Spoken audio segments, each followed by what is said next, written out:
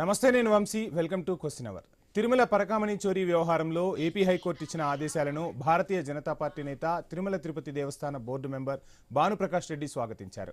గత వైసీపీ ప్రభుత్వ హయాంలో తిరుమల తిరుపతి దేవస్థానంలో వైసీపీ రాజ్యాంగం నడిచిందని తీవ్ర ఆగ్రహం వ్యక్తం చేశారు. నిబంధనలకు విరుద్ధంగా చోరీ వ్యవహారంపై రాజీ చేశారని, కోట్లాది రూపాయల శ్రీవారి సొమ్మును వైసీపీ నేతలు దోచుకున్నారని విమర్శించారు.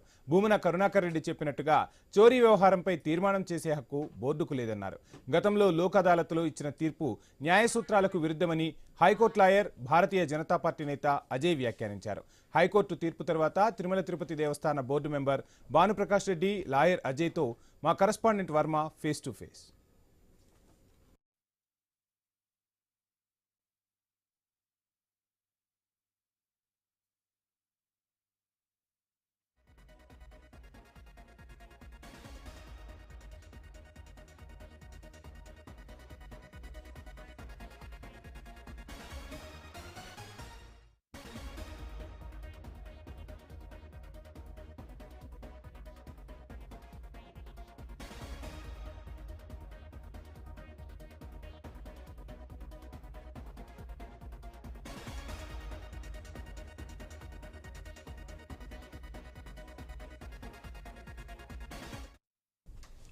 రైట్. తిరుమల పరకామణి చోరీ వ్యవహారంలో ఏపీ హైకోర్టు ఇచ్చిన ఆదేశాలను భారతీయ జనతా పార్టీ నేత, తిరుమల తిరుపతి దేవస్థాన బోర్డు మెంబర్ భానుప్రకాష్ రెడ్డి స్వాగతించారు. సో మొత్తంగా తిరుమల తిరుపతి పరకామణి వ్యవహారం అనేది ఇప్పుడు అగ్గిరాజిస్తుంది. భక్తుల మనోభావాలను దెబ్బతీశారంటూ కూడా భక్తులు తీవ్ర ఆగ్రహం వ్యక్తం చేస్తున్నారు. దొరికిన కాడికి దొంగలు దోచుకున్నారా అన్నట్టుగా పరిస్థితులు మారాయి. ఇక నిందితుడికి కేసు లేకుండా చేసేందుకు అప్పట్లో ప్రయత్నాలు జరిగాయని కూడా ప్రస్తుత సర్కార్ విమర్శలు ఎక్కుపెడుతుంది. నిందితుడి ఆస్తులను తిరుమల తిరుపతి దేవస్థానానికి రాయించారని, కానీ ఆస్తుల బదలాయింపులో కూడా అక్రమాలు జరిగినట్టుగా తెలుస్తుంది. కొన్నింటినే తిరుమల తిరుపతి దేవస్థానానికి రిజిస్టర్ చేశారని, మిగతా వాటిని వారు స్వయంగా లాగేసుకున్నారని కూడా చెప్తూ ఉన్నారు. మొత్తంగా బలవంతంగా పెద్దలు ఆ ఆస్తులను లాక్కున్నట్టుగా తెలుస్తుంది. కేసులో రంగంలోకి సిఐడి అయితే దిగింది. ఇక కోట్ల స్కామ్ జరిగిందంటున్నారు తిరుమల తిరుపతి దేవస్థాన అధికారులు. ఇక కొద్దిసేపటి క్రితమే మనం చూసాం, జనసేన నేత కూడా కిరణ్ కూడా 300 కోట్లకు పైగా స్కామ్ జరిగింది, 300 కోట్లకు పైగా స్వామివారి డబ్బులను దోచేశారు. ఇందులో చాలామంది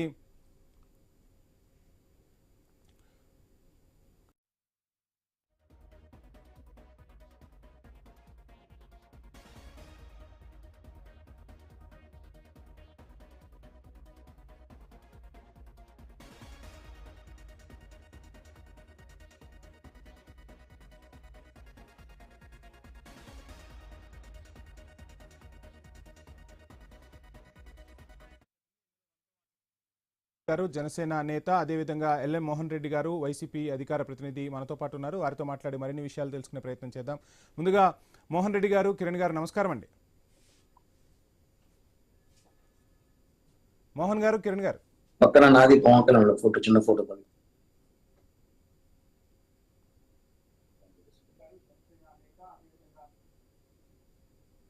మోహన్ రెడ్డి గారు నమస్కారం అండి. మోహన్ రెడ్డి గారు, మొత్తంగా చూస్తున్నాం తిరుమల తిరుపతి దేవస్థానం పరకామణి వ్యవహారం అనేది ఇప్పుడు ఆంధ్రప్రదేశ్ వ్యాప్తంగా కాదు, ప్రపంచవ్యాప్తంగా కూడా అగ్గిరాజిస్తున్న పరిస్థితి. సో తిరుమల తిరుపతి దేవస్థాన పరకామణిలో అక్రమాలు జరిగాయంటూ కూడా చెప్తున్న పరిస్థితి. సో ఎలా చూస్తున్నారు ఈ అంశాన్ని, ఏం చెప్తారు? నమస్తే వంశీ గారు, మీకు రాయల్ కిరణ్కు చూస్తున్నటువంటి వీక్షకులకు అందరికీ హృదయపూర్వకంగా నమస్కారాలు తెలియజేస్తూ, ఇప్పుడు తిరుమలలో 2003లో అవినీతి జరిగినట్టు నిర్ధారణ జరిగిండేది మా ప్రభుత్వం. జగన్మోహన్ రెడ్డి గారు ముఖ్యమంత్రిగా ఉన్నప్పుడే. ఆ తర్వాత అతన్ని సస్పెండ్ చేయడము, ఆ తర్వాత అతను తో పాటు అతనికి ఉన్నటువంటి ఆస్తులన్నీ రికవర్ చేయడము, అప్పుడు ఉన్నటువంటి అధికారులు ఆ కార్యక్రమం చేసింది వాస్తవమని కోర్టు తర్వాత అది లోక్ అదాలత్లో కోర్టు తీర్పిచ్చిన తర్వాత మొన్న ఏదో ఒక భక్తుడు అక్కడ కోర్టుకు పోయింటే ఆ భక్తుడు కోర్టుకు పోయిన దాని సందర్భంగా హైకోర్టు కూడా అది స్టే తీర్పును కొట్టివేస్తూ దీన్ని విచారణ చేయమని చెప్పి పంపించడం వాస్తవమే. కానీ ఇప్పుడు అక్కడేదో జగన్మోహన్ రెడ్డి గారు ముఖ్యమంత్రి అయినప్పుడే చేసినట్టు, జగన్మోహన్ రెడ్డి గారు అతను తీసుకొచ్చి రవికుమార్ అనే గుమస్తాను నియమించినట్టు, వైఎస్ఆర్ కాంగ్రెస్ పార్టీని నియమించినట్టు, వీళ్ళు ఇష్టం వచ్చినట్టు భానుప్రకాష్ గారు ఇది మన నేనేమో అనుకుంటా ప్రెస్ మీట్ పెట్టి ఏదేదో మాట్లాడుతున్నాడు. ఆయన కూడా 2 సార్లు టీటీడీ బోర్డు మెంబర్ కదా, మరి అంతకుముందంతా ఆయన మాట్లాడిండొచ్చు కదా. అంతకుముందంతా ఆయన ఏం చేస్తున్నట్టు ఇప్పుడు ఇక్కడే జరిగింది ఇప్పుడే జరిగింది అనేది కాదు. ఏంటి మొత్తంగా అవినీతి అయితే జరిగింది. ఆ అవినీతిని కప్పిపుచ్చేందుకు ఆయన ఆస్తులను కొన్నింటినేమో తిరుమల తిరుపతి దేవస్థానానికి రాసేసి మిగిలిన ఆస్తులనేమో వైసీపీలోని కొందరు పెద్దలకు కట్టబెట్టారన్న విమర్శలు కూడా వినిపిస్తున్నాయి. ఎలా చూస్తున్నారు? ఇందులో ఎంతవరకు నిజం ఉందనుకోవచ్చు, ఏం చెప్తారు? ఇప్పుడు మాట్లాడేటప్పుడు ఒక రకమైనటువంటి పద్ధతిలో మాట్లాడితే చూడడానికి వినడానికి బాగుంటుంది. మరి అసహ్యంగా జగన్మోహన్ రెడ్డి గారి ప్యాలెస్ కూడా తిరుమల నుండి పోయినాయంటే నిరూపించమని చెప్పండి. సిబిఐ ఏమనండి, సిఐడి ఎందుకు? వీళ్ళ చేతిలో ఉండే సిఐడి వేసేదానికన్నా వీళ్ళకు తిరుమల తిరుపతి దేవస్థానం అనే ఒక పవిత్రమైనటువంటి దేవస్థానం, ప్రపంచవ్యాప్తంగా గుర్తింపైనటువంటి దేవస్థానం. అలాంటి దేవస్థానంలో 100 కోట్ల అవినీతి జరిగి ఉంటే వీళ్ళ చేతిలోనే ప్రభుత్వం ఉంది కదా. సిబిఐ దర్యాప్తు ఏమనంటే వేసిన తర్వాత ఎవరు దొంగలు ఎవరు దొరలు అనేది బయటపడుతుంది కదా. దాని పక్కన పెట్టుకొని మన చేతిలో అధికారం పెట్టుకొని మనం సిబిఐ దర్యాప్తు చేయకముందే మనం కూర్చొని ప్రెస్ మీట్లో కూర్చొని మన ఇష్టం వచ్చినట్టు ఏదో ఒకటి మాట్లాడేసి మసిపూసి మొఖాన్ని వేస్తే ఆ బట్టన్ మళ్ళీ తుడుచుకుంటా వాళ్ళే పడతారు లేని విధంగా వాళ్ళు మాట్లాడిపోవడం సమంజసం కాదు కదా. మాట్లాడి ఇప్పుడు ఎందుకు ఆయన టీటీడీ బోర్డు మెంబరు, బీజేపీలో ఒక లీడరు, వాళ్ళ కూటమిలో కూటమి గవర్నమెంట్ ఉంది. ఆ గవర్నమెంట్ లో ఉన్నప్పుడు ఇక్కడ ఇంత పెద్ద అపవిత్రం జరిగినప్పుడు దానిపైన సిబిఐ దర్యాప్తు చేస్తే ఆటోమేటిక్ గా తెలిసిపోతుంది కదా. వీళ్ళు ఫస్ట్ ఉంటే ఎందుకంటే వీళ్ళు ఇచ్చినటువంటి హామీలు నెరవేర్చలేని సందర్భంలో ఏదో విధమైనటువంటి అభియోగం చేయాలని ఆలోచన భాగంగా ముందుకెళ్తున్నారు. మోహన్ రెడ్డి గారు టైం ఇస్తా. కిరణ్ గారు నమస్కారం అండి. మొత్తంగా చూస్తున్నాం తిరుమల తిరుపతి దేవస్థాన వ్యవహారం భక్తుల మనోభావాలకు సంబంధించింది. భక్తులందరూ కూడా అంటే మొక్కులు చెల్లించుకోవటంలో భక్తులు చాలా పవిత్రంగా భావిస్తూ ఉంటారు. అటువంటి మొక్కులకు చెల్లించిన డబ్బును లేదంటే వివిధ రకాలుగా స్వామివారికి సమర్పించే కానుకలను చోరీకి గురి కాబడ్డాయంటేనే భక్తుల మనోభావాలు దెబ్బతిన్న పరిస్థితి. రాజకీయాలు పక్కన పెట్టి ఈ విషయాన్ని మాట్లాడాలని చెప్పి ఈరోజు ఐ న్యూస్ ప్రత్యేకంగా ఈ డిబేట్ను చేపట్టింది. సో ఇందులో భాగంగా కొద్దిసేపటి క్రితమే భూమన కీలక వ్యాఖ్యలు చేశారు. నేను నా హయాంలో జరిగుంటే అలిపిరి మెట్ల దగ్గర నేను తల నరుక్కుంటానంటూ కూడా కమెంట్ చేసిన పరిస్థితి. సో ఎలా చూస్తున్నారు ఆ కమెంట్ని? మొత్తంగా ఏం జరిగింది వ్యవహారం, ఏం చేయబోతుంది సర్కార్? సార్ అన్మ్యూట్ చేయండి సార్, అన్మ్యూట్ చేయండి సార్. సార్ నమస్కారం సార్. మీకు ఐ న్యూస్ ప్రేక్షకులకి, మీకు ఛానల్ వ్యూవర్స్ కి, అక్కడున్న మిత్రులు వైసీపీ నాయకులకి, మిగతా పార్టీస్ అందరూ నమస్కారం. సార్, తిరుమల తిరుపతి దేవస్థానం ఇది హిందువుల మనోభావాలు కాదు, హిందుత్వ దైవానికి, ధార్మిక క్షేత్రానికి ఒక గొప్ప నిలయం. ప్రపంచమంతా తిరుమలలో చిన్న ఇష్యూ, చీమ చిట్టుకుమన్నా ప్రపంచమంతా కూడా గందరగోళం అవుతుంది. ఒక లడ్డు విషయంలో నెయ్యి కల్తీ జరిగిందంటేనే నెల రోజుల పాటు వేరే వార్తలే లేవు. అన్ని సోషల్ మీడియా, టీవీలు, పేపర్లు మొత్తం ప్రసాదం తిన్న కోట్ల మంది భక్తులు ఆలోచన పడిపోయారు ఏం జరిగింది తిరుమల అనేసి. ఇది వాస్తవం. అలాంటిది రవికుమార్ అనే ఒక మఠంలో పనిచేసే వ్యక్తి దాదాపు 150 నుంచి 200 కోట్లకు పైగా కాజేశాడు దేవుని డబ్బులు. అంటే ఇందాక వైసీపీ నేతలు మాట్లాడుతూ సిఐడి వేసుకోండి, సిబిఐ వేసుకోండి, ఇంకా ఈడీలు వేసుకోండి, ఈ కథలన్నీ మాకు వద్దు. నేను అడిగేది ఒకటే, దొరికిన దొంగనే మీరు ఏం చేస్తారు? మనం దొంగతనం చేస్తామండి. దొంగ దొరికితే ఏం చేస్తారు? చట్టం ముందు పెడతాం, కోర్టు ముందు పెడతాం, శిక్ష పడుతుంది, పనిష్మెంట్ వేస్తాం, తర్వాత కోర్టుకి వెళ్ళి అతని దగ్గర రికవరీ చేసి టీటీడీకి హ్యాండ్ ఓవర్ చేస్తాం. ఇది చట్టం. 100 రూపాయలు దొంగతనం చేసిన దొంగతనమే. కోర్టులు కొట్టేసిన వాళ్ళని వీళ్ళు పంచుకొని సెటిల్ చేసుకొని లోక్ అదాలత్ అనే దాంట్లో రాజీకి ఎలా వెళ్తారు? ఇది లోక్ అదాలత్ రాజీకి వెళ్ళే కేసా? లోక్ అదాలత్ కేసు కొడతారా? ఈరోజు ఇదే మోహన్ రెడ్డి గారి ఇంట్లో 1 లక్ష రూపాయలు చోరీ అయితే ఆ దొంగ దొరికితే ఈయన ఏం చేస్తాడు? వదిలేస్తాడా? అడుగుతున్నా. వదిలేస్తారా? లేదు కదా. పోలీస్ స్టేషన్కి వెళ్ళి ఫిర్యాదు చేసి కేసు పెట్టి వాడిని నిలబెట్టి ఫోటోలు తీసి నానా యాగి చేసి వాడిని జైలుకి పంపించి శిక్ష పడిన తర్వాత మనశ్శాంతిగా ఉంటారు. అట్లాంటిది డబ్బులు కొట్టేశాడు, మా దగ్గరకు వచ్చి ప్రాయశ్చిత్తం అడిగితే మేము ప్రాయశ్చిత్తం చేశామంటే ఇంకా గుళ్ళో దేవుళ్ళు ఎందుకు, ఆ కోర్టులు ఎందుకు, కేసులు ఎందుకు, ఆ సెక్షన్లు ఎందుకు, ఇవన్నీ తీసేసారు మొత్తం. కిరణ్ రాయల్ గారు మళ్ళా మాట్లాడదాం. మనతో మాట్లాడేందుకు భానుప్రకాష్ గారు, బీజేపీ అధికార ప్రతినిధి ఫోన్ లైన్ లో సిద్ధంగా ఉన్నారు. భానుప్రకాష్ గారు నమస్కారం అండి. భానుప్రకాష్ గారు చెప్పండి. నమస్తే. నమస్తే సార్. మొత్తంగా చూస్తున్నాం పరకామణి వ్యవహారం అనేది భక్తుల మనోభావాలకు సంబంధించింది. భక్తులందరూ కూడా అసలు ఏం జరుగుతుంది ఏంటి అని చూస్తున్నారు.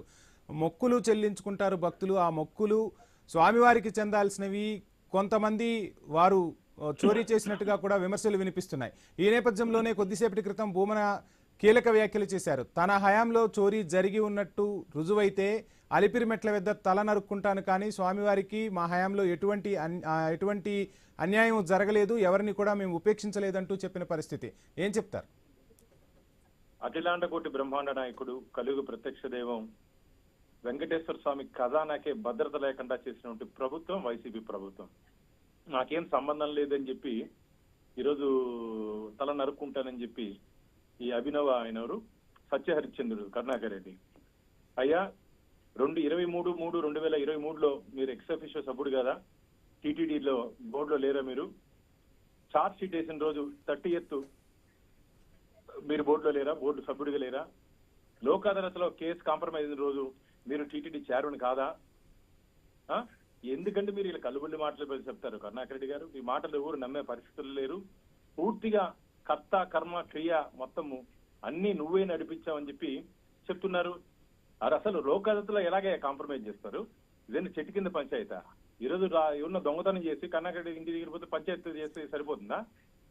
ఇది వెంకటేశ్వర స్వామి సొత్తు. ఒక్కసారి హుండీలో కానుకలు పడిన తర్వాత ఆ ఆస్తికి మొత్తం ఏకైక వారసుడు వెంకటేశ్వర స్వామి. ఆయన ఆస్తిని తీసుకొని వచ్చి అసలు సెటిల్మెంట్ మీరు ఏదో 40 కోట్లకి మేము వెంకటేశ్వర స్వామికి ఆస్తులు రాయించామని చెప్పి గొప్పలు చెప్పుకుంటున్నారే. 40 కోట్ల ఆస్తులు స్వామివారికి రాయించి 400 కోట్లకు మీరు సెటిల్మెంట్ చేసుకున్నారు భక్తులు అంటున్నారు. అసలు లోక్ అదాలత్లో సెటిల్మెంట్ చేయాల్సిన కేసే కాదు ఇది. ఏంటున్నా కాంపౌండ్ ఇది అసలు మేజిస్ట్రేట్ కూడా చేయకూడదు. దీన్ని మేజిస్ట్రేట్ కూడా ఈ కేసుని కాంప్రమైజ్ చేసే కేసు కాదు ఇది. అలాంటి కేసుని మీరు ఎవరిని రక్షించడానికి, ఎవరిని మెప్పించడానికి మీరు దీన్ని రాజీ చేస్తారో మాకైతే అర్థం కావట్లేదు. ఒక్క నిమిషం భానుప్రకాష్ గారు, పీసీఆర్ మొత్తంగా ఇద్దరు గెస్ట్లకు కూడా కిరణ్ రాయల్ గారికి, మోహన్ రెడ్డి గారికి భానుప్రకాష్ గారి వాయిస్ రీచ్ అవ్వట్లేదంట. Any technical problem? ఇప్పుడు వినపడతానే. యా రైట్ ఇప్పుడు వినపడుతుంది. భానుప్రకాష్ గారు ప్లీజ్ కంటిన్యూ. అసలు వీళ్ళకు లోక్ అదాలత్లో కాంప్రమైజ్ చేసే రైటే లేనప్పుడు లోక్ అదాలత్లో మేము కాంప్రమైజ్ చేసాం 40 కోట్లు స్వామివారికి రాయిచ్చామని చెప్పి గొప్పలు చెప్పుకుంటున్నారే. అసలు మీకు రైటే లేదు, మీకేం హక్కు ఉంది అంటున్నా. టీటీడీ చైర్మన్ కి రైట్ లేదు, రాష్ట్ర ముఖ్యమంత్రికి కూడా రైట్ లేదు ఇలాంటి కేసుల్ని కాంప్రమైజ్ చేసేది. దొంగతనం చేసి వచ్చి కరుణాకర్ రెడ్డి ఇంటి దగ్గర పోతే లేదు నువ్వు కొద్దిగా సొత్తు రాయిచ్చి నేను వదిలేస్తానని చెప్తే ఈ దేశంలో కోర్టులు ఎందుకు, పోలీస్ స్టేషన్లు ఎందుకు, చట్టాలు ఎందుకు, ఐపీసీ సెక్షన్లు ఎందుకు? అంత వీళ్ళు చేసుకునే రాజ్యాంగం ఎందుకండి? Yeah right. భానుప్రకాష్ గారు, వైసీపీ నుంచి మనకు మోహన్ రెడ్డి గారు ఉన్నారు. మీరు ఏ దర్యాప్తు అయినా చేసుకోండి, దర్యాప్తుకు పూర్తిగా సహకరిస్తాం. ఇప్పుడు ప్రభుత్వం మీ చేతిలోనే ఉంది. స్వామివారికి సంబంధించిన ఏదైనా సరే మంచిగానే జరగాలి, అటువంటి దోషులను ఎట్టి పరిస్థితుల్లో ఉపేక్షించకూడదని మోహన్ రెడ్డి గారు కూడా చెప్తున్న పరిస్థితి. సో ఏం చేయబోతుంది మొత్తంగా ప్రభుత్వం? ఏ విధమైన నిర్ణయాలు తీసుకోబోతున్నారు? ఇది ప్రభుత్వం కాదండి, రాష్ట్ర అత్యున్నత న్యాయస్థానం హైకోర్టు ఈ లోక్ అదాలత్లో జరిగినటువంటి కాంప్రమైజ్ చెల్లదు అని చెప్పి హైకోర్టు చెప్పడం జరిగింది. చెప్పడంతో పాటు సిబిసిఐడికి కేసును అప్పగిస్తూ వచ్చే నెల 10వ నెల 12వ తేదీ లోపల జరిగినటువంటి అంశాల మీద ఒక సీక్రెట్ కవర్ లో నివేదిక ఇవ్వమని చెప్పి హైకోర్టు చెప్పడం జరిగింది. దట్టు మొత్తం టీటీడీ దగ్గర నుంచి ఉన్నటువంటి రికార్డ్స్ అన్ని సీజ్ చేయమని చెప్పింది. అలాగే పోలీస్ స్టేషన్ నుండి రికార్డ్స్ అన్ని సీజ్ చేయమని చెప్పింది. అంత సీరియస్ గా హైకోర్టు తీసుకుంటే మేమేం తప్పు చేయలేదు, మేమన్నీ సవ్యంగా చేసాం, ఇదేం ప్రభుత్వం ఏం కేసు పెట్టలా. హైకోర్టు మీరు చేసుకున్నట్టు ఈ లోక ప్రక్రియను రద్దు చేసింది. మీరా ఈరోజు న్యాయం గురించి, ధర్మం గురించి, దేవుడి గురించి, దైవం గురించి మాట్లాడేది? ఇది మంచిది కాదు. మోహన్ రెడ్డి గారు కూడా ఒకసారి వెంకటేశ్వర స్వామి భక్తులు వాళ్ళు ఇక్కడ జరుగుతుంటే అన్యాయాన్ని మీ నాయకుడు తప్పు చేశాడని చెప్పి మాట్లాడి గట్టిగా మీరు ఇంకా సమర్థించుకుంటూ వస్తే దేవుడే చూసుకుంటాడు మిమ్మల్ని.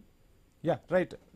థ్యాంక్ యూ భానుప్రకాష్ గారు. కిరణ్ రాయల్ గారు, మొత్తంగా చూస్తున్నాం లోక్ అదాలత్ నుంచి హైకోర్టు అయితే కీలక వ్యాఖ్యలు చేసింది. ప్రతిదీ కూడా సీల్డ్ కవర్లో సబ్మిట్ చేయాలని చెప్పి హైకోర్టు చెప్పిన పరిస్థితి దర్యాప్తుకు సాగుతుంది. మొత్తంగా భక్తుల మనోభావాలకు సంబంధించి ఇప్పుడున్న ప్రభుత్వం ఖచ్చితంగా ఏది పరకామణి విషయం కావచ్చు, లడ్డు విషయం కావచ్చు, ప్రతిదీ కూడా మీరు ఇందాక అన్నారు తిరుమలలో చీమ చిటుక్కుమన్నా ప్రపంచం అంతా కూడా చూస్తూ ఉంది హిందువుల మనోభావాలకు సంబంధించిన విషయం కాబట్టి అని చెప్పి. సో ఇప్పుడు ఏం చేయబోతున్నారు, మొత్తంగా వ్యవస్థలో ఎటువంటి మార్పులు తీసుకురాబోతున్నారు, ఏం చెప్తారు? సార్ ఒకటే అండి, ఇప్పుడు వాళ్ళు సిబిఐకి ఇవ్వండి, సిబిసిఐడికి ఇవ్వండి కాదండి. ఇప్పుడు దీన్ని విచారం మళ్ళీ మొదటికి వస్తుంది. ఇప్పుడు ఆల్రెడీ చైర్మన్ గారితో ఎస్పీ గారితో మాట్లాడుతున్నాం, వెళ్ళి కలుస్తున్నాము. అసలు రవికుమార్ ఎక్కడున్నాడు? అసలు రవికుమార్ బతుకున్నాడా లేదా? రవికుమార్ ఏమైనా చేశారా? రవికుమార్ అజ్ఞాతకు లేపాడా? అంతరిక్షంలో పారిపోయాడా? అసలు రవికుమార్ అనే వ్యక్తి ఎందుకు వదిలేశారు? మీరు వాటాలు పంచుకొని వదిలేస్తే ఇంకా వెంకటేశ్వర స్వామికి భక్తులకి మనోభావాలు ఎక్కడ ఉంది? అసలు ఏముంది? అసలు రవికుమార్ ఎలా వదిలేస్తారు? అది 100 కోట్లు కాజేసిన వ్యక్తిని ఒక ధర్మారెడ్డో, కరుణాకర్ రెడ్డో, సుబ్బారెడ్డి అనుకో వదిలేస్తే ఇంకేం జరుగుతుంది? కాబట్టి ఈ విషయంలో సీరియస్ గా ఉన్నాం. ప్రజలు, భక్తులందరూ ఇప్పటికే చర్చగా మారింది ఇవన్నీ. వెంటనే ఈ ఇష్యూ మీద రవికుమార్ ఎక్కడున్నాడు పట్టకావాలి. ఫస్ట్ రవికుమార్ సీన్ లోకి తీసుకొచ్చి రవికుమార్ని పోలీస్ ఇన్వెస్టిగేషన్ చేయాలి. అతను ఎక్కడెక్కడ ఎన్ని కోట్ల ఆస్తులు టీటీడీకి ఇచ్చాడు, ఎన్ని కోట్ల ఆస్తులు వైసీపీ నేతలకు ఇచ్చాడు, ఎన్ని కోట్ల ఆస్తులు పోలీసులకు ఇచ్చాడు, ఏ రేంజ్ లో ఇస్తే గానీ కేసు సెటిల్మెంట్ చేసుకున్నారు, అసలు పబ్లిక్కే రాకుండా మీడియాకి రాకుండా ఎలా చేసుకున్నారు, ఇవన్నీ కూడా రవికుమార్ వస్తే తెలుస్తుంది. కాబట్టి రవికుమార్ని ముందు తీసుకొచ్చే బాధ్యత తిరుపతి ఎస్పీ గారి మీద ఉంది. కాబట్టి టీటీడీ విజిలెన్స్ అధికారులు ఉంది. కాబట్టి ముందు రవికుమార్ని తీసుకొచ్చి అతని ద్వారా ఎవరు ఎంత డబ్బులు ఇస్తారు, ఎలా వచ్చిందో తీసుకొచ్చే బాధ్యత ఉంది. కాబట్టి దాని మీద ఒత్తిడి తీసుకొచ్చే ప్రయత్నం చేస్తున్నాను. ఇప్పుడు కిరణ్ గారు, 300 కోట్ల ఆస్తులు మొత్తంగా రాశారు అన్న వార్తలు వినిపిస్తుంటే ఎంత పెద్ద మొత్తంలో ఆస్తులు సంపాదించినట్టు, అసలు ఈ రవికుమార్ బ్యాక్గ్రౌండ్ ఏంటి? నిజంగా ఇంత ఆస్తులు సంపాదించాలి అంటే ఒక పీఠంలో ఉంటూ, ఒక పీఠానికి సంబంధించిన వ్యక్తిగా ఉంటూ సాధ్యమేనా? బిజినెస్ నుంచి వచ్చాయా? ఎక్కడి నుంచి వచ్చాయి ఇన్ని ఆస్తులు అనేది కూడా ప్రజలు చర్చించుకుంటున్న పరిస్థితి. దీనికి సంబంధించి ఏమైనా చెప్పగలరా? సార్ ఒకటే అండి, ఇతను చాలా సంవత్సరాలుగా ఇలా చేస్తూ ఉన్నాడు అని సమాచారం. చేస్తున్న సమాచారంలో రియల్ ఎస్టేట్ దందా చేశాడు, వైసీపీ నాయకులతో కలిసి అనేక వ్యాపారాలు చేశాడు అని సమాచారం ఉంది. ఆ డబ్బులన్నీ కూడా 1, 2 అయ్యుండొచ్చు, 3 అయ్యుండొచ్చు. కానీ అతను జీతం ఎంత, అతని ఆస్తి ఎంత, అవన్నీ ఎలా వచ్చాయి? అతను రాత్రి ఉద్యోగాలు దొరికాయి లేదు కదా, చూస్తున్నాం. అక్కడ మనకి ఒక రోజు అతను 72,000 రూపాయలు, ఒక రోజుకి 72,000 అంటే ఒక రోజు 1,00,000 కావచ్చు, ఒక 2 లక్షలు కావచ్చు. ఇలా అంతా తీసుకెళ్లి ఎక్కడెక్కడ లగ్జరీ కార్లు, అతను ఆడి బెంజ్ కార్లు, జాక్వర్, అసలు అతను చూస్తే మతి తిరిగిపోతుంది. అతను వాడే కార్లు, అతను వాడే అసలు ఫోన్లు కానివ్వండి, అతను ఉన్న బంగ్లాలు కానివ్వండి, ఇవన్నీ చూస్తే కూడా అంబానీ కుటుంబంలో పుట్టాడేమో అని ఒక అనుమానం వస్తుంది. ఆ విధంగా అతను బతికాడు అంటే అనుమానం వస్తుంది ఎవరికైనా. అనుమానంలో భాగంగా వ్యక్తి అతను ఎంక్వైరీ చెక్ చేస్తే ఆ చెకింగ్ లో దొరికింది. ఓకే, వైసీపీ నాయకులు ఏమంటారు, కరుణాకర్ రెడ్డి గారు కానీ మిగతాలో మా హయాంలో పట్టుకున్నాము, మేమే చూపించామన్నారు. సో ఎందుకు పట్టుకున్నారు, ఎందుకు వదిలేశారు? అదే కదా క్వశ్చన్. ఏంటంటే పట్టుకుంది మీరే, ఎందుకు వదిలేశారు? పట్టుకున్న వ్యక్తిని చట్టం ముందు నిలబెట్టలేదు. అతను ప్రాయచిత్తం చేశాను స్వామి, నన్ను క్షమించండి అని చెప్పి వాళ్ళ కుటుంబ సభ్యుల నుంచి కాలు పట్టుకుంటే వదిలేశారంట. అంటే నేను కూడా రేపు ఒక దొంగతనం చేసేసి వాళ్ళ ఇంట్లో కిరణ్ గారు, మోహన్ రెడ్డి గారి వాయిస్ ఒక్కసారి తీసుకుందాం. మోహన్ రెడ్డి గారు, నార్మల్గా చూస్తూ ఉంటాం హుండీ దొంగతనాలు జరుగుతూ ఉంటాయి. ఒక గ్రామంలో హుండీ దొంగతనం చేస్తేనే ఖచ్చితంగా ఆ దొంగ ఎవరో కనుక్కున్న తర్వాత పోలీస్ స్టేషన్కి వెళ్తాం, పోలీస్ స్టేషన్లో కంప్లైంట్ రిజిస్టర్ అవుతుంది, పోలీసులు ఎంక్వైరీ చేస్తారు, మొత్తంగా ఈ తతంగం అంతా జరుగుతుంది. అటువంటిది తిరుమల తిరుపతి దేవస్థానంలో ఇంత పెద్ద ఎత్తున పరకామణిలో డబ్బులు నొక్కేస్తే ఎందుకు కేసు ఫైల్ చేయలేదు? లోక్ అదాలత్లకు వెళ్ళి పరిష్కారం చేసుకోవాల్సిన అవసరం ఏంటి? మొత్తంగా అంటే 300 కోట్ల వరకు ఆస్తులు స్వామివారికి రాశారు అని చెప్తున్నా కానీ చాలా వరకు ఆస్తులు వైసీపీలోని కీలక నేతలకు కట్టబెట్టుకున్నారన్న విమర్శలు వినిపిస్తున్నాయి. ఎలా చూడాలంటారు? అంటే కేసు ఫైల్ చేయకపోవటం వెనక మొత్తంగా పెద్దలు చాలామంది అప్పటి ప్రభుత్వంలో ఉన్న పెద్దలు ఉన్నారని విమర్శిస్తున్న పరిస్థితి. ఈ విమర్శలకు ఏం చెప్తారు? గారు, ఒకరు వచ్చేసి 300 కోట్లు, ఒకరు వచ్చేసి 10 కోట్లు, ఒకరు వచ్చేసి 40 కోట్లు, ఎవరికి బుద్ధి పుట్టేట్టు వాళ్ళు స్టేట్మెంట్ ఇస్తున్నారు. సరే, పక్కన పెడదాం. అది రికార్డెడ్ గా ఏముంది అనేది మనకు అవసరం. రెండోది, ఇప్పుడు సిఐడి అంటున్నారు కదా, సిఐడి ఎవరు? స్టేట్ వచ్చే గవర్నమెంట్ చేతులు ఉంటుంది కదా. సిఐడి వాళ్ళు ఎటు చెప్తే అటు వింటారు. మేమేమంటున్నాం, వాస్తవాలు బయటకు రావాలంటే సిబిఐతో దర్యాప్తు చేయమని చెప్తున్నాం. మీరు సిఐడి ఒకవేళ హైకోర్టు ఇచ్చింది, ఆ హైకోర్టు చేస్తుంది, అక్కడ కూడా మనకు సరిగిన వాస్తవాలు రాకపోతే సిబిఐ ద్వారా ఇప్పించండి. భానుప్రకాష్ గారు చెప్పారు ఇంతకుముందు ఏమని, మోహన్ రెడ్డి గారు వెంకటేశ్వర స్వామి భక్తుడు, నేను 100% దైవభక్తిని, నేను నీతి నిజాయితీగా ఉండాలని కోరుకునే వాళ్ళలో నెంబర్ 1 ప్లేస్ నేను కోరుకుంటాను. కాబట్టి అది నిజాయితీగా ఉంది. మోహన్ రెడ్డి గారు కాసేపు పార్టీలన్నీ పక్కన పెడదాం. హిందువుల మనోభావాలకు సంబంధించిన విషయం. తిరుమల అంటేనే పవిత్ర పుణ్యక్షేత్రం. అక్కడ ఏం జరిగినా భక్తులు అన్ని నిశితంగా గమనిస్తూ ఉంటారు. అందులోనూ స్వామివారి మొక్కులకు సంబంధించి చాలా మనోభావాలు ఉంటాయి. సో ఒక్కసారిగా భక్తుల్లో ఒక అభద్రతా భావం కలిగిన పరిస్థితి. సో దీనికి అందరం కలిసి కూడా మనం ఒక మంచి భరోసాని మరలా కల్పించాల్సిన బాధ్యత మీడియాగా మాపై ఉంది, రాజకీయ నాయకులుగా మీపైన ఉంది. ఏం చెప్తారు? ఒక్క నిమిషం నాకు టైం, ఎందుకంటే వాళ్ళిద్దరు మాట్లాడి నేను కూడా కొంచెం మాట్లాడతాను. ఇప్పుడు రాయల్ కిరణ్ గారు చెప్పినట్టు వాస్తవాలు మొత్తం రాయల్ కిరణ్ మాట్లాడుకుంటూ వచ్చి లాస్ట్ డైవర్ట్ వైసీపీ మీద దొబ్బినాడు. ఏమంటున్నారు? పవిత్రమైనటువంటి తిరుమల తిరుపతి దేవస్థానం ఒక చీమ చిటుక్కుమన్నా దేశం ప్రపంచం అంతా తెలుస్తుంది, అలాంటి పవిత్రమైన చోట తప్పు జరగకూడదు అనేది ఆయన ఉద్దేశం అనుకున్నప్పుడు మరి అది ఎప్పుడు చంద్రబాబు నాయుడు గారు ఆయన ఉద్యోగం ఇచ్చింది ఆయనకు, ఎవరికి? రవికుమార్కు. మేమే జగన్మోహన్ రెడ్డి గారు ఇచ్చింది కాదు. ఎప్పటి నుంటో పని చేస్తున్నాడు, ఎప్పటి నుంటో ఆయన అవినీతులు చేస్తున్నాడు. అవినీతులు చేస్తే వీళ్ళంతా ఏలుబడి జరిగిపోయింది. తర్వాత 2003 అంటే అప్పుడెప్పుడు కరుణాకరెడ్డి గారి హయాంలో పట్టుకున్నట్టే కదా. మేము పట్టి శిక్షించిన తర్వాత అది లోక్ అదాలత్ అంటే ఆల్రెడీ కేసు కడితేనే కదా లోక్ అదాలత్కు పోయింది.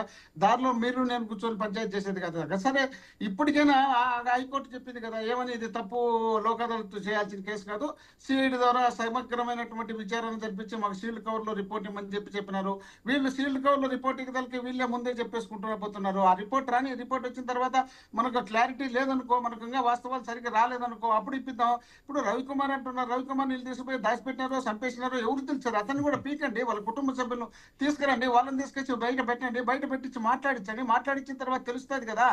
మనం ఎవరో ఏదో మనం దేవుని భక్తి ఉన్నట్టు మనం ఏదో ముసుగేసుకొని వచ్చి కరెక్ట్ గా మేము భక్తులము కొదవాళ్ళంతా దొంగలు అన్నట్టు మాట్లాడితే అది దేవుడే చూసుకుంటాడు. ఖచ్చితంగా వెంకటేశ్వర స్వామి ఆయన అన్నాడు కదా భాను గారు, వెంకటేశ్వర స్వామి చూసుకుంటాడు. నేను కూడా వెంకటేశ్వర స్వామి మీదనే భారం వేసి పెడుతున్నాను. పొరపాటు నిజంగా ఎవరు చేసి ఉన్నా ఖచ్చితంగా వాళ్ళకి శిక్ష పడాలనే ఉద్దేశం. అంటే కోర్టు చట్టం పక్కన పడితే దేవుడే శిక్షిస్తాడు. ఆ శిక్ష అయితే తప్పించుకోవడానికి కాదు, అది ఆయనైనా నేనైనా ఇంకొకరైనా ఎవరైనా తప్పించుకోవడానికి కాదు. కాబట్టి నేనేమంటున్నా అంటే మనం కరెక్ట్ గా నడిపించాలంటే సిబిఐతో దర్యాప్తు జరిగితే కరెక్ట్ గా బయటకు వస్తుంది. అది సిబిఐ దర్యాప్తు చేపిస్తే ఎప్పటి నుండి ఎవరు నియమించారో అతన్ని, ఆ నియమించిన తర్వాత ఎన్ని సంవత్సరాలు ఉంటున్నాడు, ఎక్కడెక్కడ పనిచేసినాడు, ఎక్కడెక్కడ పనిచేసిన చోట ఎక్కడెక్కడ తప్పులు చేసినాడు, అక్కడ ఏ రికవర్లు, అక్కడ ఉన్నటువంటి సీసీ కెమెరాలు, వాటికి సంబంధించినటువంటి డీటెయిల్స్ మొత్తం తీసుకొని బయట పెడితే బయటపడుతుంది కదా. మనం అవన్నీ వదిలిపెట్టేసి ఇష్టం వచ్చినట్టు వైసీపీ మీద ఆరోపణలు వేసి అడవి మన తాడేపల్లి ప్యాలెస్ కి వచ్చింది, మేము పోయి చంద్రబాబు నాయుడు హైదరాబాద్ లోకి చేరింది, పవన్ కళ్యాణ్ గారికి ఇక్కడ పార్టీ ఆఫీసులో చేరింది అని చెప్తే సరిపోతుంది. లేదా నరేంద్ర మోడీ గారికి భాను గారు పోయి వజ్రాలు ఇచ్చి వచ్చినాడు అని చెప్తే సరిపోతుంది. కాదు కదా. వాస్తవాలు మాట్లాడినప్పుడు వాస్తవం కావాలంటే వాస్తవంగా విచారణ చేయించండి. వాస్తవంగా విచారణ చేసి తేలిన తర్వాత బయట పెట్టండి. ఎవరు తిన్నారు కాదనలేదు కదా. కేవలం మనం దేవుని మీద రాజకీయాలు చేసుకోవడానికి మనం అనవసరమైనటువంటి అన్ని తీసుకొచ్చి తిరుమల తిరుపతి దేవస్థానం మీదనే తీసుకొస్తున్నాడు. అక్కడ భూమన కరుణాకరెడ్డి గారు అక్కడ జరుగుతున్నటువంటి తప్పులపైన ఎత్తి ఎప్పుడు చూపిస్తున్నారో ఆయన ఏదో విధంగా ఇరికించాలనే ఉద్దేశంలో భాగంగా ఇట్లా బయటకు తీసుకుంటా ఒక్కొక్కటే ముందుకు వస్తున్నారు. కాబట్టి ఇవన్నీ కరెక్ట్ గా బయటకు రావాలంటే సిబిఐ దర్యాప్తు బయటకు వస్తుంది. సిఐడి దర్యాప్తు ఎందుకు అవసరమా? సిఐడి దర్యాప్తు ఎందుకు మీ చేతిలో ఉంటుంది కదా, సిబిఐ చేయొచ్చు కదా. ఇప్పుడు దాంట్లో తప్పేం కాదు కదా. తప్పు లేనప్పుడు విచారణ చేయించండి, తప్పేం కాదు కదా. దాన్ని వదిలిపెట్టేసి ఏదో మమ్మల్ని తిట్టుకుంటా పోయేది, ఒక స్టేట్మెంట్ ఇచ్చుకుంటా పోయేది, మా మీద అవినీతి చెప్పేది, ఒక స్టేట్మెంట్ ఇచ్చేది, మేము లక్షల కోట్లు 100 కోట్లు తిన్నామనేది మీరంతా సచివులు అన్నట్టు తప్పించుకోవాలని చూసేది. అతనికి ఉద్యోగం ఇచ్చింది ఎవరు? ఏ ఉద్యోగాలు ఇచ్చినారు? ఎప్పుడు ఉద్యోగం ఇచ్చినారు? తాత్కాలిక ఉద్యోగ, పర్మనెంట్ ఉద్యోగ, ఏ ఉద్యోగం ఎప్పుడు ఎక్కడెక్కడ ఏ విభాగాలు చేసినా తెలుసండి, తెలుస్తుంది కదా. కిరణ్ గారు వాయిస్ తీసుకుందాం. కిరణ్ గారు, మొత్తంగా చూస్తున్నాం, ఉద్యోగం ఇచ్చింది మీరే, మేమే అటు ఆయన్ని పట్టుకున్నాం లోక్ అదాలత్కు సంబంధించి. కానీ ఈరోజు ఏదైనా సరే మా ప్రభుత్వం జవాబుదారీగానే ఉంది, తిరుమల తిరుపతి దేవస్థాన పవిత్రతను మేము కాపాడేందుకే ప్రయత్నం చేశామంటూ కూడా మోహన్ రెడ్డి గారు చెప్తున్నారు. అదేవిధంగా కొద్దిసేపటి క్రితం కరుణాకర్ రెడ్డి గారు కూడా కీలక వ్యాఖ్యలు చేసిన పరిస్థితి. ఏం చెప్తారు? ఫైనల్ గా ఏం చేయబోతున్నారు? ఎటువంటి నిర్ణయం తీసుకోబోతున్నారు? భక్తుల మనోభావాలకు సంబంధించిన ఇష్యూ కాబట్టి మరలా భక్తులకు భరోసా కల్పించే ప్రయత్నం ఏం చేయబోతున్నారు? సార్, ఇప్పుడు అతను దొరికితే అతను ఎప్పుడు జాబ్ చేశాడు? అతను మా హయాంలో చేరినాడా, చంద్రబాబు హయాంలో చేరినాడా, జగన్ హయాంలో చేరాడా? అతను చెప్తాడు. అతన్ని దాచిపెట్టేసింది వీళ్ళే. ఎందుకంటే దొరికిన దొంగని తప్పించింది వీళ్ళు. ఎవరు? లాస్ట్ ప్రభుత్వంలో ఉన్న నాయకులు, పోలీసులు. ఇప్పుడు ప్రభుత్వంలో మీరే ఉన్నారు కదా ప్రభుత్వం. ఇప్పుడు అదేగా చెప్తున్నా, ఎక్కడ దాచుకున్నాడో పట్టకరమని చెప్తున్నాము. అదే చెప్తున్నాం, మా ప్రభుత్వానికి చెప్తున్నాం, మా ఎస్పీలకే చెప్తున్నాం, అతను పట్టకరండి అని చెప్తున్నాం. అదే ప్రయత్నం ఉన్నారు. కానీ పట్టకొస్తే వాస్తవాలు, అతను ఎంత దోచేస్తాడో, ఏం చేస్తాడో అన్ని బయటకు వస్తాయి. కానీ దొరికిన దొంగని తప్పించే ప్రయత్నం చేశారు, తప్పించారు కదా అని మా బాధ. దొరికిన దొంగని ఎలా తప్పిస్తారు?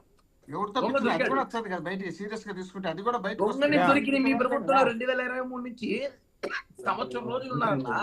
ఆ సంవత్సరం రోజులు అతను తప్పించారు. అంటే మీరు ఎంత కొట్టేస్తే తప్పించారు, కరెక్ట్ దేవుడు బా, మేము కొట్టేసిన ఏమంటారు? తప్పించినాము అనడానికి సాక్ష్యాలే కదా మీరు ఇప్పుడు పట్టుకోమంటానేది. ఆయన పట్టుకోండి మరి, చూపించండి, నిజంగా చూపిస్తే తెలుస్తుంది ఆయన కదా.